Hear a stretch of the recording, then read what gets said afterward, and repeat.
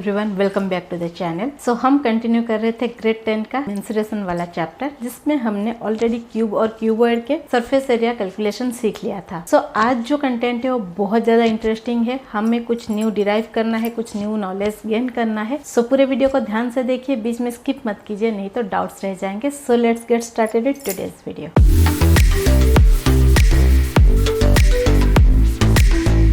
So start करते हैं आज का ऑब्जेक्टिव, दैट इज सिलेंडर। जैसा कि आपको स्क्रीन पे दिख रहा होगा, बोर्ड पे सिलेंडर लिखा हुआ है। सो डेफिनेटली हम आज सिलेंडर के सरफेस एरिया और वॉल्यूम के ऊपर डिस्कशन करने वाले हैं। सो सिलेंडर का जो सरफेस एरिया है, जैसे क्यूब और क्यूबॉइड के दो सरफेस एरिया हम कैलकुलेट कर रहे थे, एक टोटल सरफेस एरिया और एक लैटरल और वर्टिकल सरफेस एरिया, वैसे सिलेंडर के केस में थोड़ा चेंज हो जाता है, क्योंकि सिलेंडर का जो सरफेस है वो फ्लैट नहीं है। सो इसके लिए उसका जो लैटरल या वर्टिकल सरफेस एरिया है उसको हम बोलते हैं कर्व्ड सरफेस एरिया। क्योंकि अगर मैं यहाँ पे एक सिलेंडर ड्रॉ करूं, तो ये जो एरिया है उसका, ये एक राउंड शेप में है, तो इसको हम बोलते हैं कर्व्ड सरफेस। और ये जो दो सरफेस है, ये होता है उसका सर्कुलर सरफेस या बेस सरफेस। जो बेस सरफेस है सिलेंडर का, वो ऑलवेज सर्कल शेप में होता है। सो सिलेंडर के केस में सब कुछ सर्कल और कर्व के ऊपर डिपेंड करता है। जैसे हमारा जो क्यूबॉइड और क्यूब था वो फ्लैट सरफेस था, तो उसके लिए हम रेक्टेंगल और स्क्वायर का एरिया लेके कैलकुलेशन कर रहे थे और उसका सरफेस एरिया हमने वैसे ही डिराइव किया था। बट इस केस में क्या है, जो सिलेंडर है उसका जो सरफेस है वो कर्व्ड है और उसके जो दो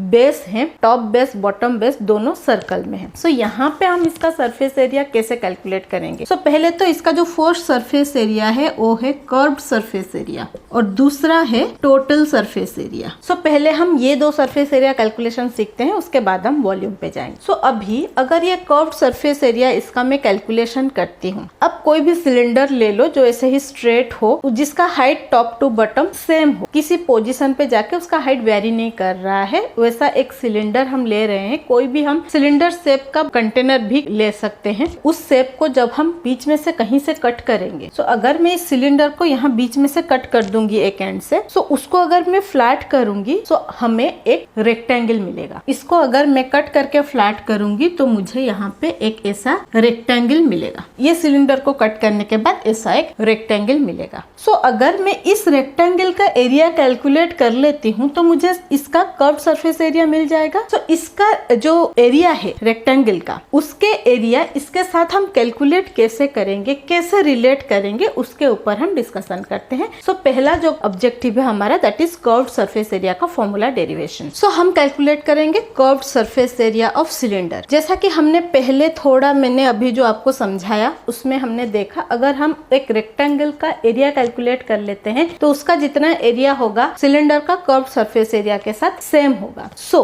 अगर इस सिलेंडर को हम कट करते हैं और हमें ये रेक्टेंगल मिलता है, देन यहाँ पे इसका ये जो हाइट है, ये हाइट यहाँ पे क्या हो जाएगा, इसके ब्रेड्थ के साथ इक्वल हो जाएगा या विड्थ के साथ इक्वल हो जाएगा। इसका जो हाइट है, अगर मैं ऐसे कट करूंगी इसको, तो ऐसे फ्लैट करेंगे हम उसको, यहाँ से ये पोर्शन यहाँ जाएगा, ये पोर्शन यहाँ जाएगा, तो ये जो पोर्शन आएगा इसका हाइट के साथ इक्वल होगा। सो इसका जो हाइट है इसके ब्रेड्थ के साथ इक्वल होगा। मींस इसका height of cylinder is equal to breadth of rectangle. Now अगर इसका हाइट और इसका ब्रेड्थ इक्वल हो गया, अभी ये जो लेंथ है ये भी तो चाहिए एरिया कैलकुलेट करने के लिए, क्योंकि रेक्टेंगल का एरिया क्या होता है, लेंथ इंटू ब्रेड्थ होता है या लेंथ इंटू विड्थ होता है। सो इसका लेंथ हम कहाँ से लेंगे? अभी इसको जब हम कट करेंगे, इसका ये जो सर्कुलर बेस है, तो ये बेस क्या होगा, ऐसे फ्लैट हो जाएगा। तो ये बेस जब फ्लैट होगा, यहाँ इस लेंथ के साथ कन्वर्ट हो जाएगा। तो इसका जो बेस है सर्कुलर बेस, वो लेंथ में कन्वर्ट हो जाएगा। सो इसका जो सरकमफेरेंस है इसके लेंथ के साथ इक्वल होगा। इसका सरकमफेरेंस और इसका लेंथ इक्वल हो जाएगा। So circumference of circular base is equal to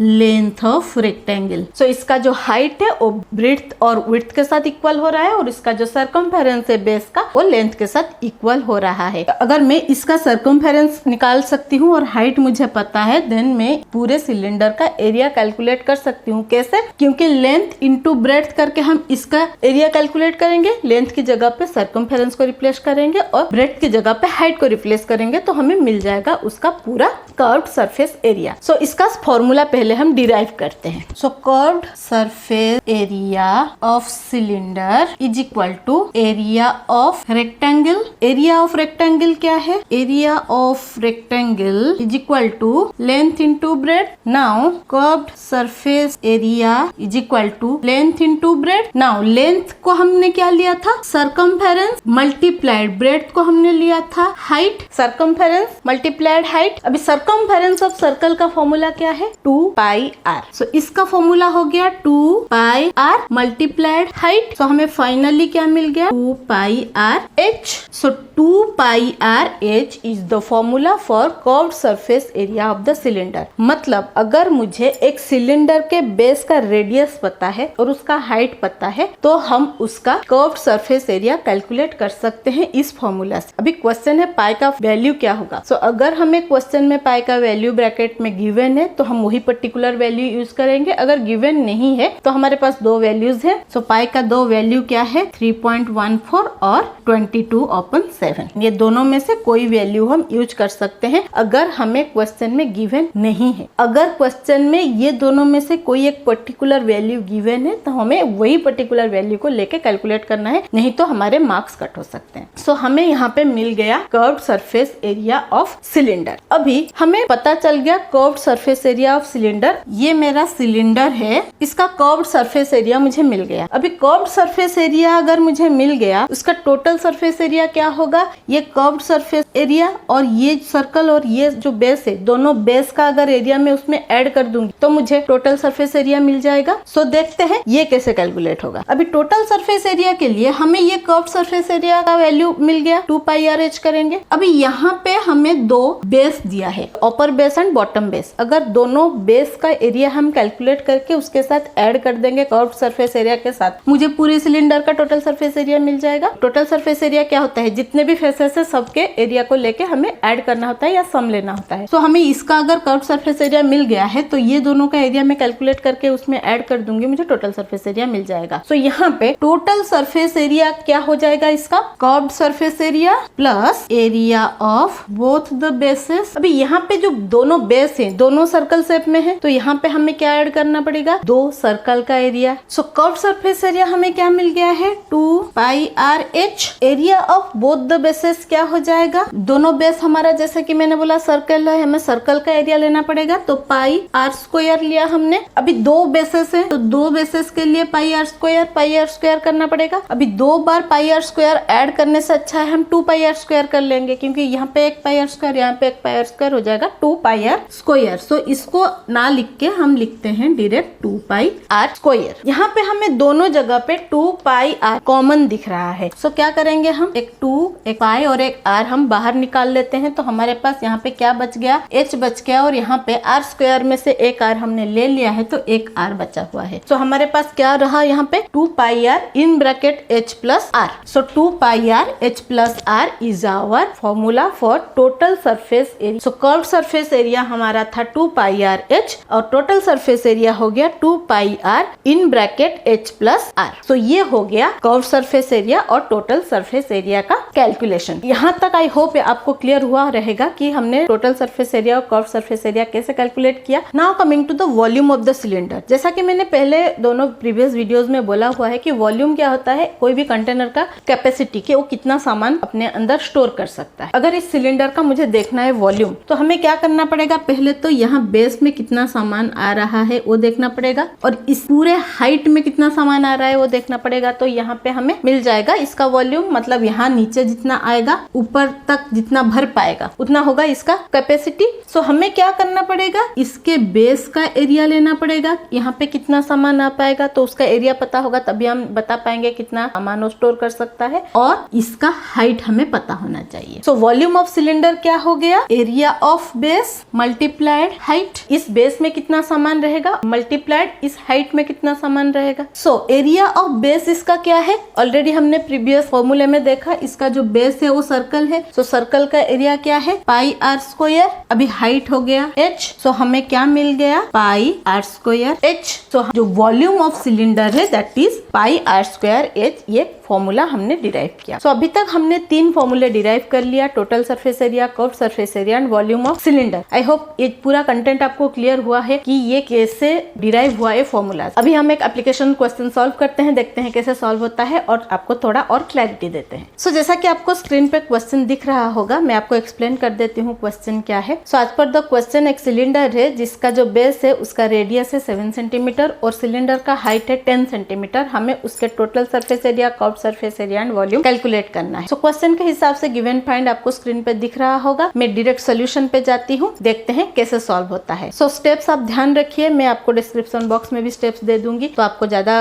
clarity रहेगी और आपको मेमोराइज करने में इजी रहेगा। सो सोल्यूशन के लिए हम क्या करेंगे, पहले तो फर्स्ट स्टेप है, हमने क्वेश्चन पढ़ा और गिवन फाइंड लिख लिया। उसके बाद हम क्या करेंगे, यहाँ पे फॉर्मूला लिखेंगे जो हमें रिक्वायर्ड है। सो हमारा फर्स्ट रिक्वायर्ड फॉर्मूला क्या है, curved surface area. So curved surface area is equal to 2 pi are h. Next step में हम क्या करेंगे, यहाँ पे हम गिवन वैल्यूज रिप्लेस करेंगे। So 2 pi are H is equal to 2 multiplied. Another important thing, question में हमें गिवन नहीं है पाई का वैल्यू, सो हम यहाँ पे दोनों में से कोई भी वैल्यू अप्लाई कर सकते हैं। अगर कोई वैल्यू गिवन होता उसी पर्टिकुलर वैल्यू को हम यूज करते हैं। सो यहाँ पे मैं 22/7 लेके कर रही हूँ। आपको अगर लगता है कि 3.14 लेके करना आपके लिए इजी होगा, आप डेफिनेटली ट्राई करो, आपको प्रॉपर सेम आंसर मिलेगा, कोई डिफरेंस नहीं मिलेगा। सो 2 मल्टीप्लाइड पाई के लिए हमने डाला 22/7, आर का वैल्यू हमें दिया है 7 मल्टीप्लाइड एच का वैल्यू दिया है 10। अभी हम इसको सॉल्व करेंगे, जैसे नॉर्मल कैलकुलेशंस होते हैं नंबर्स के, वैसे ही सॉल्व करना है और एक न्यूमेरिकल वैल्यू निकालना है। सो यहाँ पे 7 और 7 कैंसिल हो गया क्योंकि सारे जो नंबर्स हैं वो मल्टीप्लाइड है। अभी हम क्या करेंगे, 2, 22 और 10 तीनों को मल्टीप्लाई करेंगे। अभी 2 multiplied 22 will be 44 multiplied 10 will give us 440 centimetre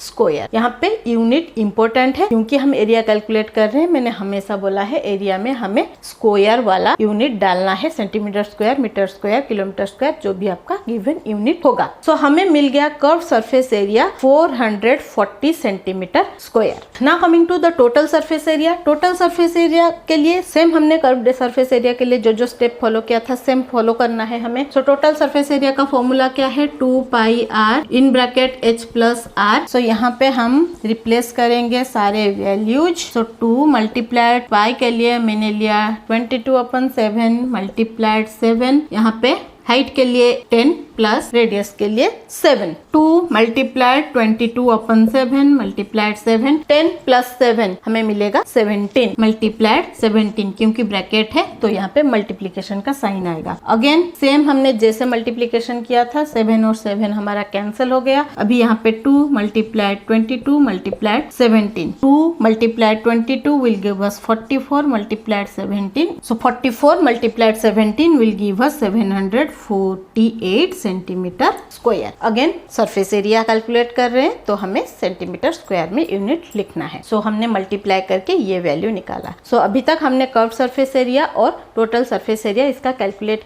कर लिया है। अभी हम कैलकुलेट करते हैं इसका वॉल्यूम। सो वॉल्यूम का फॉर्मूला हमें क्या मिला था, पाई आर स्क्वायर एच। अभी पाई आर स्क्वायर एच में हमें रिप्लेस करना है सारे वैल्यूज। सो 22/7 मल्टीप्लाइड 7 का स्क्वायर मल्टीप्लाइड 10, 22/7 मल्टीप्लाइड 49 मल्टीप्लाइड 10। 7 और 49 को कैंसिल करते हैं तो मिलेगा हमें यहाँ पे 7। So 22 multiplied 7 multiplied 10। So 22 multiplied 7 will give us 154 multiplied 10 will give us 1540 centimetre cube. So ये तीनों को मल्टीप्लाई करने के बाद हमें मिलेगा 1540 सेंटीमीटर क्यूब। सो जो जो मैंने कैलकुलेशन आपको दिखाया, अगर आपको लगता है कि आपको रीचेक करना है, आप एक बार मैन्युअली कैलकुलेट करके देख लीजिए, तो आपको प्रॉपर आंसर मिलेगा और क्लैरिटी भी मिल जाएगी, क्योंकि ऑलवेज प्रैक्टिकली करके देखना बहुत यूजफुल होता है। सो आई होप आज का जो कंटेंट है वो आपको क्लियर हो गया है। हमने सिलेंडर का एक रिलेशन बिल्ड किया रेक्टेंगल के साथ और रेक्टेंगल के एरिया को लेके सिलेंडर का सरफेस एरिया कैलकुलेट किया और उसका वॉल्यूम कैलकुलेट किया। सो बहुत इंटरेस्टिंग था, मुझे बहुत मजा आया जब मैं ये कैलकुलेशन आपको सिखा रही थी। आई होप आपको सीखने में भी बहुत मजा आया होगा। अगर अभी भी आपको कोई डाउट है कि अगर कोई पर्टिकुलर क्वेश्चन है जहाँ पे आपको डाउट आ रहा है, सॉल्व नहीं हो पा रहा है, देन